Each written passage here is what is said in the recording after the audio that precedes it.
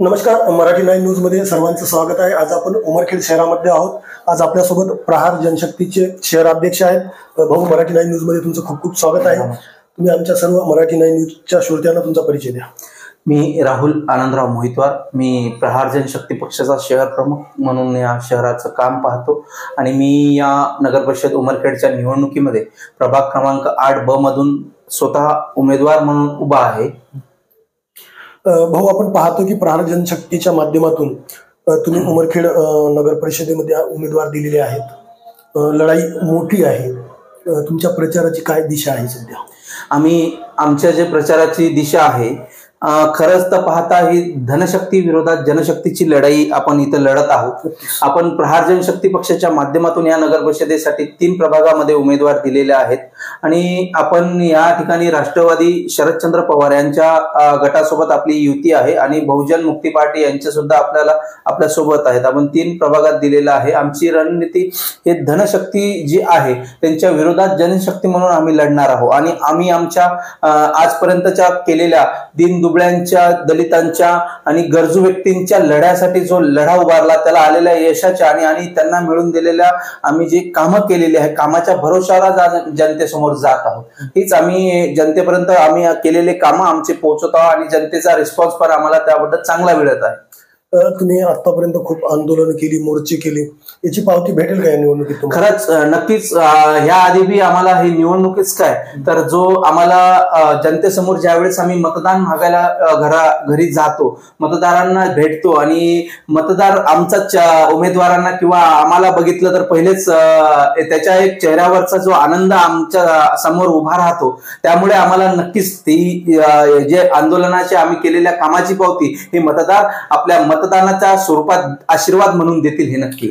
आपण पाहतो की उमरखेडच नव्हे तर एकंदरीत यवतमाळ जिल्ह्यात जे घराणेशाहीची प्रथा आपल्या जे स्थानिक स्वराज्य संस्थेच्या निवडणुका आहेत यामध्ये पडत आहेत, हे कुठेतरी लोकशाहीच्या दृष्टीने धोकादायक गोष्ट नाही? ही खरंच लोकशाहीच्या दृष्टीने ही धोकादायकच आहे। ही जो विधानसभा, लोकसभा ही जी निवडणुकी असतात हे नेत्यासाठी ही कार्यकर्त्यांनी काम करण्याची वेळ असते। आपल्या नेत्याला सन्मान मिळवून देण्याचा एक वेळ कार्यकर्ता त्याच्यासाठी दिवस रात्र एक करून लढत असतो। परंतु जे स्थानिक स्वराज्य संस्था, जिल्हा परिषद असो, नगर परिषद, पंचायत समिती असो, ह्या नेत्याने कार्यकर्त्यासाठी काम करण्यासाठी जी ही वेळ असते आणि तीच कुठेतरी आज कार्यकर्त्याला डावलून ह्या मोठ्या पक्षांनी आपली घराणेशाही समोर आणलेली आहे। तसं तुम्ही या उमरखेड नगर परिषदेमध्ये सुद्धा या घराणेशाहीचा डाग या उमरखेड शहराला लागलेला आणि कुठेतरी कार्यकर्त्याला डावलण्याचं काम या मोठ्या पक्षानं केलेलं आहे। आपण पाहतो की प्रहारचे बच्चूभाऊ कडू यांनी शेतकऱ्यासाठी मोठ्या प्रमाणात आंदोलन करून राज्य सरकारकडे कर्जमाफीची सुद्धा देण्याची वेळ आणलेली आहे आणि बच्चूभाऊचं काही मार्गदर्शन मिळणार आहे का तुम्हाला? बच्चूभाऊ आमच्या सोबतच आहे। आम्हाला वेळोवेळी ह्या गोष्टीचं, निवडणुकीचं आम्हाला मार्गदर्शन त्यांच्या ऑफिसमधून, त्यांच्या कार्यकर्त्यामधून आणि आमच्या पक्षाच्या नेत्यांकडून आम्हाला वेळोवेळी दिल्या जात असेल। आमचे जिल्हा अध्यक्ष असो किंवा आमच्या जिल्ह्यातले पक्षाचे वरिष्ठ नेते असो, आम्हाला वेळोवेळी त्यांच्याकडून मार्गदर्शन भेटत आणि घेतलेला मुद्दा आहे जो शेतकऱ्यांच्या कर्जमाफीचा आहे। आजपर्यंत ज्यावेळेस विधानसभेची निवडणूक झाली, देवेंद्र फडणवीस यांनी एक शब्द दिला होता की जर आमची सरकार आली तर आम्ही येत्या काळात शेतकऱ्यांचा 7/12 कोरा कोरा कोरा करू असे आश्वासन दिले। परंतु या गेल्या 7 ते 8 महिन्यात त्यांनी आपला दिलेला शब्द हा कुठेही न पाळल्यासारखा दिसत असल्यामुळे माननीय बच्चूभाऊ कडू यांना आंदोलनाचं शस्त्र हाती घ्यावं लागलं आणि ते शस्त्र हाती घेऊन सरकारला नमवण्याचं काम आज माननीय बच्चूभाऊ कडू यांनी केलेलं आहे। आजपर्यंत सरकार हे कर्जमाफी कधी करणार ही तारीख निश्चित करत नव्हतं, परंतु भाऊनी जो सातत्यक्रम आंदोलनाचा ठेवला, जो सरकारवर दबाव आंदोलनाच्या माध्यमातून आणला, तर त्या दबावाखाली, त्या माननीय बच्चूभाऊ कडू यांच्या आंदोलनाखाली सरकार झुकलेलं आहे आणि काही 30 जूनची तारीख त्यांनी दिलेली आहे। जर ह्या तारखेवरही जर सरकार जर आपल्या दिलेल्या वचनावर जर हे नाही राहिलं, ठाम नाही राहिलं, तर येत्या काळात माननीय बच्चूभाऊ कडू यांच्या नेतृत्वात महाराष्ट्र नाही तर भारतात पण तीव्र आंदोलन होईल, हे असं मी तुम्हाला सांगतो। आपण पाहतो की विद्यमान लोकप्रतिनिधी जे आहेत ते नगर परिषदेच्या निवडणुकांमध्ये गर्क आहेत।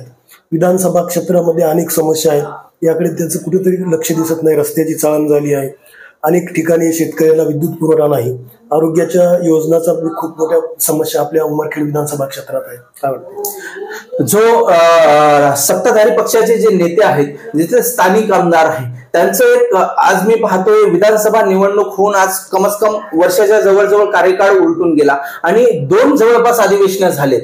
पण त्या अधिवेशनात अशा आमच्या विधानसभेच्या दृष्टिकोनातून लोकांच्या गरजाचा एकही प्रश्न या विधानसभेच्या लोकप्रतिनिधींना सभागृहात उठवलेला नाही, हे दिसतच नाही. आणि आज जर पाहता जो विधानसभेचा सदस्य आहे सत्ताधारी पक्षाचा, त्यांनी लोकांच्या घरोपर्यंत जाणं आणि त्यांची समस्या जाणून घेणं हा सर्वात त्यांनी करायचं काम होतं. परंतु ते जनतेचे न राहता, मतदारांचे न राहता ते आता पक्षाचे झालेले आहेत. त्यांना पक्षाचा नेता, पक्षाचा उमेदवार कसा निवडून आणता येईल याच्यात ते मग्न आहेत.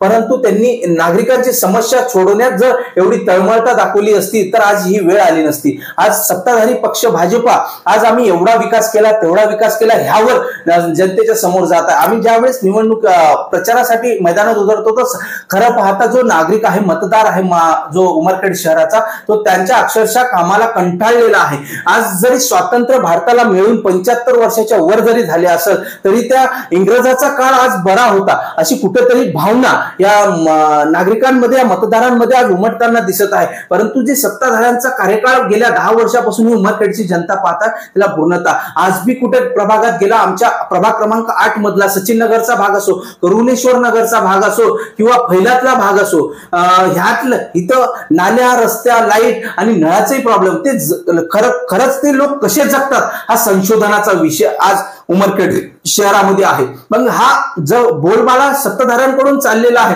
तुम्हाला कळत नाही कोणत्या विकास कामावर चाललेला आहे. आज नगर परिषदची निवडणूक लागलेली आहे, तोंडावर काम दाखवण्याची एक ढोंग, जे फुगा भरलेला आहे, तो फुगा ही येत्या 2 डिसेंबरला मतदान रूपी आशीर्वाद आमच्या पॅनलला देऊन जनता ह्या विकासाचा फुगा फोडण्याशिवाय राहणार. काय आव्हान करसाल तुम्ही तुमच्या वार्डातील मतदारांना? मी मतदारांना हेच आव्हान करेल की आपण जो कार्यकाळ या सत्ताधाऱ्यांचा बघितलेला आहे किंवा विरोधातला बघितलेला आहे, आजपर्यंत सत्ताधाऱ्यांनी केलेल्या कामात हा विरोधकही कुठे समोर आलेला नाही. त्यामुळे हे दोन्हीही विरोधक असो या सत्ताधारी असो, हे कुठेही फक्त खुर्च्या दाबण्याचं काम या दोघांकडून झालेलं आहे. आम्ही आज उमरखेड शहरातील नागरिकांपुढे आमच्या राष्ट्रवादी शरदचंद्र पवार गटाचा असो, प्रहार जनशक्ती पक्ष असो की बहुजन मुक्ती पार्टीच्या हा गटाकडून असो, आम्ही एक पर्याय म्हणून आज आमच्या गटामध्ये एक चळवळीतले माणसं आज आम्ही जे लोकांसाठी झटते आंदोलन करून जेलमध्ये जाण्याची वेळ आमच्यावर आली, आम्ही लोकांसाठी जेलमध्ये सुद्धा गेलो,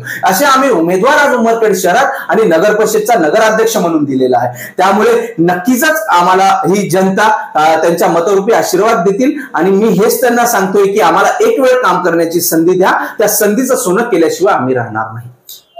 आपल्यासोबत प्रहार जनशक्तीचे शहराध्यक्ष राहुल मोहितवार होते. नक्कीच येणाऱ्या काळामध्ये जे विकासाचं सोंग केलेल्या सत्ताधाऱ्यांना जनता नक्कीच त्यांची जागा दाखवून देईल असं मराठी नाईनशी बोलताना त्यांनी मत व्यक्त केलेलं आहे. भाऊ, मराठी नाईनला वेळ दिल्याबद्दल तुमचे खूप खूप आभार. धन्यवाद.